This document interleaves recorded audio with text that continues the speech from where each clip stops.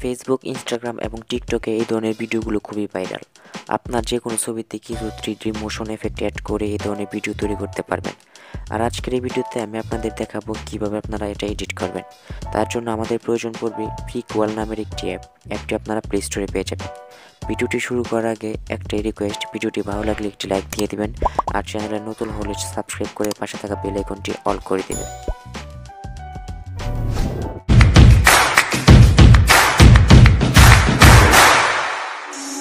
অ্যাপটি ওপেন করলে আপনাদের সামনে ঠিক এরকম একটি ইন্টারফেস চলে আসবে। দেন এইখান থেকে আপনারা বেশ কিছু টেমপ্লেট অথবা এগুলোকে প্রিসেটও বলতে পারেন পেয়ে যাবেন।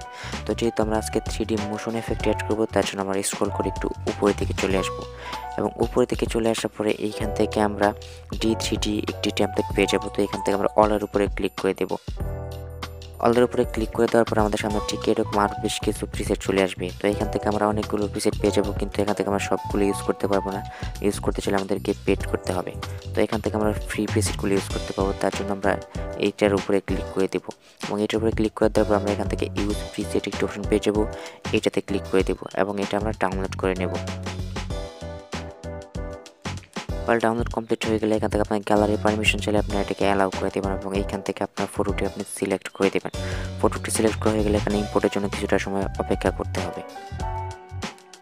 ফটোটি ইম্পোর্ট করা হয়ে গেলে এখান থেকে আপনারা দেখতে পাচ্ছেন আমাদের ফটোতে একটি মোশন এফেক্ট অ্যাড হয়ে গেছে। তো এখান থেকে আপনারা আরও বেশ কিছু টুলস পেয়ে যাবেন, এগুলো দিয়ে আপনি কাস্টমাইজ করতে পারবেন। যেমন এখান থেকে প্রথমে আপনার এফেক্ট এই টুলসটি পেয়ে যাবেন। এটাতে ক্লিক করলে এখান থেকে আপনার নিচের দিকে বেশ কিছু এফেক্ট পেয়ে যাবেন, যেটা আপনার ভিডিওতে অ্যাড করতে পারবেন।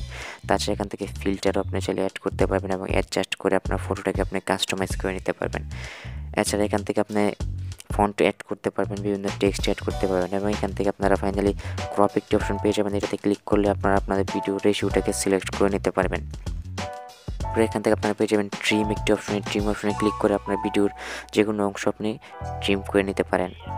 তো এটাকে আমাদের এখন এক্সপোর্ট করতে হবে, তার জন্য আমরা উপরে এই এক্সপোর্ট আইকনে ক্লিক করব, এবং এটাকে এক্সপোর্ট হওয়ার জন্য কিছুটা সময় অপেক্ষা করব।